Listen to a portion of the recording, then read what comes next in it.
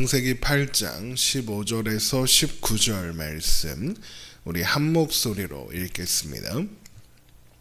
하나님이 노아에게 말씀하여 이르시되 너는 내 아내와 내 아들들과 내 며느리들과 함께 방주에서 나오고 너와 함께한 모든 혈육 있는 생물 곧 새와 가축과 땅에 기는 모든 것을 다 이끌어내라.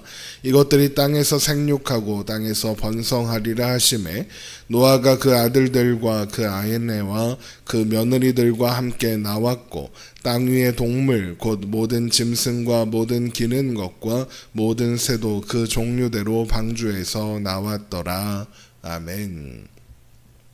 노아가 하나님의 말씀대로 방주에 들어가자 홍수가 시작되었습니다. 온 지면에 물이 40일 동안 차올라 방주가 떠오르게 되었고 천하의 높은 산이 모두 잠긴 채 150일 동안 지속되었습니다. 땅 위에 있는 모든 생물들이 완전히 멸절된 것이죠. 그러나 하나님은 방주를 통해 생명을 보존하셨습니다. 홍수는 완전히 멸절시키기 위한 심판인 동시에 생명을 보존하신 구원이기도 했다는 것이죠. 이것은 죄악 가운데 영원한 멸망으로 향해 가는 인류의 결론을 피할 유일한 방법은 하나님의 은혜다라는 것을 보여주는 것이라고 했습니다. 그렇게 하나님은 죄악 가운데 있는 인류의 결론이 무엇인지 그리고 그런 결말에서 살아남을 수 있는 방법, 그런 결말을 피할 수 있는 방법이 무엇인지 보이시고 알려주신 겁니다. 그래서 홍수가 계속되는 동안 방주는 혼자 떠돌지 않았습니다. 하나님이 방주에 탄 사람들과 모든 들짐승과 가축들을 기억하셨습니다. 하나님이 함께 하셨다는 거죠. 그리고 때가 이르렀을 때 온 땅을 가득 채웠던 물이 줄어들기 시작했습니다. 창세기 8장 1절입니다. 하나님이 노아와 그와 함께 방주에 있는 모든 들짐승과 가축을 기억하사 하나님이 바람을 땅 위에 불게 하심에 물이 줄어들었고 깊음의 샘과 하늘의 창문이 닫히고 하늘에서 비가 그치매 물이 땅에서 물러가고 점점 물러가서 150일 후에 줄어들고 그렇게 물은 점점 줄어들어 방주가 아라랏산이라 하는 곳에 멈추게 되었고 또 그렇게 2달 반 정도가 더 지나서는 아라랏산들의 봉우리가 보일 정도가 되었습니다. 창세기 8장 4절입니다. 7째 달 곧 그 달 11의 날에 방주가 아라랏산에 머물렀으며 물이 점점 줄어들어 10째 달 곧 그 달 초하룻 날에 산들의 봉우리가 보였더라. 아라랏산은 오늘날의 터키 동부에 있는 산악지대일 것이다 라고 추측합니다. 오늘날에도 아라랏이라고 불리는 산이 그곳에 있습니다. 그곳에 방주에 머물렀습니다. 그런데 머물렀다 라고 번역된 이 단어는 히브리어 누하으라는 단어로 안식이라는 의미입니다. 그러니까 방주가 안식을 찾았다. 방주에 탄 모든 생명들에게 안식이 주어졌다라는 의미로도 이해할 수 있는 겁니다. 그런데 처음 세상에 언제 어떻게 안식이 주어졌었습니까? 하나님께서 세상을 창조하시고 안식하셨을 때 주어졌습니다.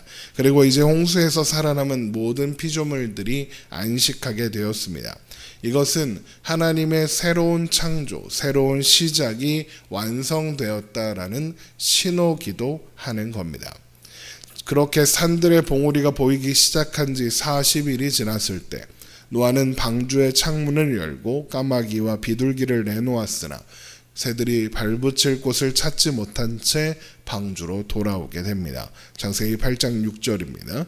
40일을 지나서 노아가 그 방주에 낸 창문을 열고 까마귀를 내놓음에 까마귀가 물이 땅에서 마르기까지 날아 왕래하였더라. 그가 또 비둘기를 내놓아 지면에서 물이 줄어들었는지를 알고자 하매 온 지면에 물이 있으므로 비둘기가 발붙일 곳을 찾지 못하고 방주로 돌아와 그에게로 오는지라. 그가 손을 내밀어 방주 안 자기에게로 받아들이고 그리고 이후에 7일 후에 다시 비둘기를 내놓았지만 결과는 마찬가지였죠. 하지만 비둘기가 그 입에 감람나무 새 잎사귀를 물고 왔기 때문에 이전보다는 훨씬 물이 많이 줄어들었다라는 사실은 알 수 있었습니다. 창세기 8장 10절입니다. 또 7일을 기다려 다시 비둘기를 방주에서 내놓음에 저녁 때에 비둘기가 그에게로 돌아왔는데 그 입에 감람나무 새 잎사귀가 있는지라 이에 노아가 땅에 물이 줄어든 줄 알았으며 그렇게 또 7일이 지난 후에 비둘기를 다시 내놓았고 비둘기는 더 이상 돌아오지 않게 되었습니다. 그러자 노아는 방주 지붕의 뚜껑을 열고 나가 주변을 살폈고 지면에 물이 모두 거친 것을 확인하게 됩니다. 창세기 8장 12절입니다. 또 7일을 기다려 비둘기를 내놓음에 다시는 그에게로 돌아오지 아니하였더라. 601년 첫째 달 곧 그 달 초하룻날에 땅 위에서 물이 거친지라 노아가 방주 뚜껑을 제치고 본즉 지면에서 물이 거쳤더니 둘째 달 21의 날에 땅이 말랐더라. 바로 그때 하나님은 노아에게 가족들과 모든 생물들을 데리고 방주에서 나오라고 말씀하셨고 노아는 그렇게 방주에서 나오게 되는 겁니다. 창세기 8장 15절이죠. 하나님이 노아에게 말씀하여 이르시되 너는 내 아내와 내 아들들과 내 며느리들과 함께 방주에서 나오고 너와 함께한 모든 혈육 있는 생물 곧 새와 가축과 땅에 기는 모든 것을 다 이끌어내라.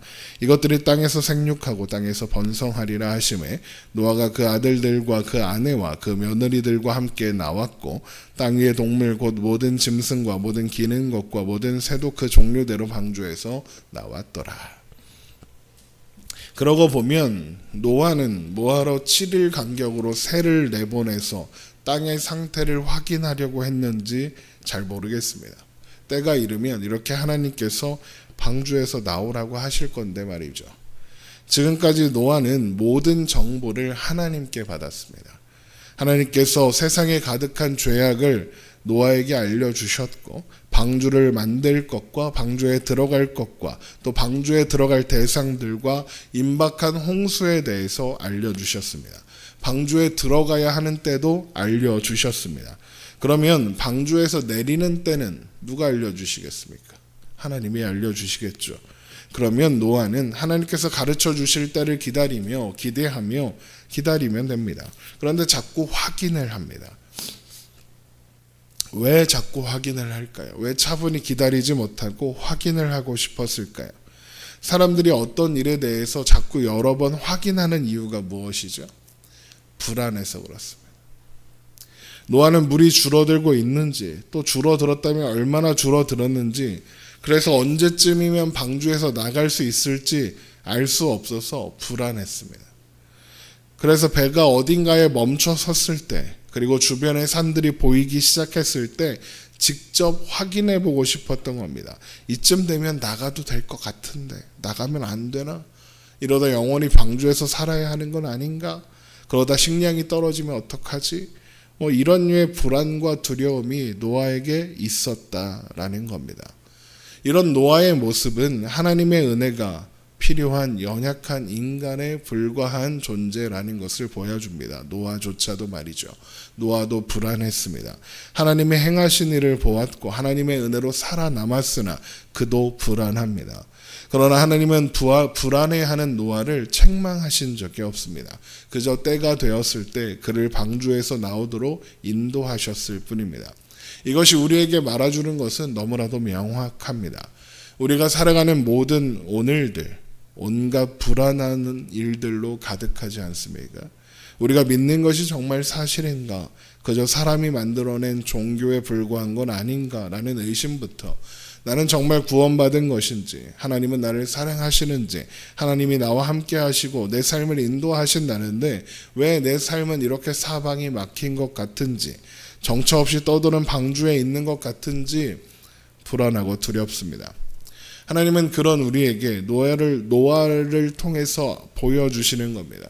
그렇게 우리의 불안을 아신다고 그러니 걱정하지 말라고 하나님이 정하신 때는 반드시 온다고 하나님이 우리를 기억하고 계신다고 단 한순간도 잊지 않았으며 우리에게 약속하신 것을 반드시 이루실 것이라고. 그러니 불안해하지 않아도 된다고. 너희의 불안을 알지만 걱정하지 말라고. 하나님의 신실하심을 생각하고 바라보라고 말씀하시는 겁니다. 그래서 노아도 그것을 알고 방주에서 나와 제일 먼저 하나님께 제사를 드리는 겁니다. 창세기 8장 20절입니다. 노아가 여호와께 제단을 쌓고 모든 정결한 짐승과 모든 정결한 새 중에서 제물을 취하여 번제로 제단에 드렸더니 생명을 보존케 하신 하나님, 내내 잊지 않고 기억하사 함께 하신 하나님, 그래서 결국에는 모든 불안을 해소시켜 주신 하나님을 바라보며 기뻐하고 감사하는 겁니다. 하나님은 그런 노아의 제사를 받으시고 다시는 사람으로 말미암아 땅을 저주하거나 땅의 모든 생물을 멸하지 않겠다고 약속하시며 땅이 있을 동안에는 심음과 거둠과 추위와 더위와 여름과 겨울과 낮과 밤이 쉬지 않고 순환할 것이다 라고 약속하십니다. 창세기 8장 21절입니다. 여호와께서 그 향기를 받으시고 그 중심에 이르시되 내가 다시는 사람으로 말미암아 땅을 저주하지 아니하리니 이는 사람의 마음이 계획하는 바가 어려서부터 악함이라 내가 전에 행한 것 같이 모든 생물을 다시 멸하지 아니하리니 땅이 있을 동안에는 심음과 거둠과 추위와 더위와 여름과 겨울과 낮과 밤이 쉬지 아니하리라. 땅이 있을 동안에 심음과 거둠과 추위와 더위와 여름과 겨울과 낮과 밤이 쉬지 않는다라는 것은 자연 세계가 규칙성과 예측 가능성을 유지하게 될 것이다라는 겁니다. 물은 물의 자리에 있을 것이고 땅은 땅의 자리에 있을 것이며 일정한 법칙에 따라 운행된다라는 겁니다. 심으면 거둘 것이고 추위와 더위가 오고 갈 것이며 여름과 겨울도 반복될 겁니다.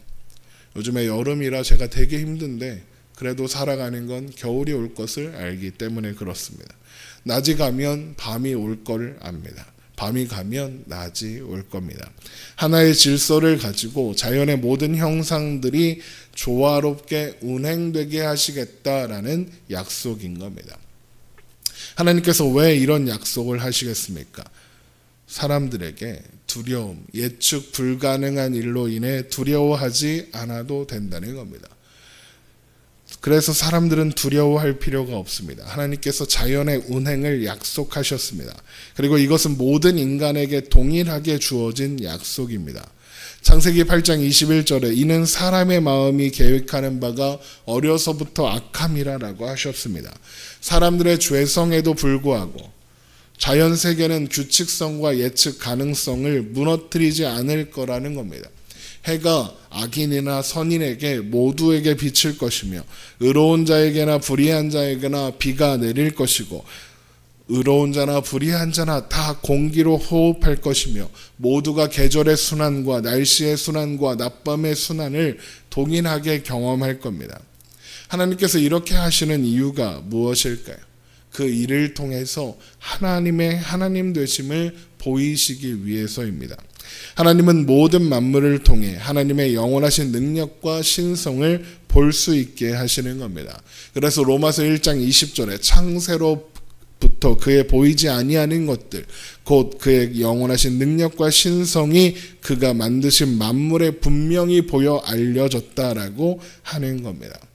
모든 사람이 하나님의 은혜가 필요하며 하나님의 은혜에 기대어 살아가고 있다는 것을 보여주는 것이 바로 이 자연 세계의 순환과 규칙이라는 겁니다.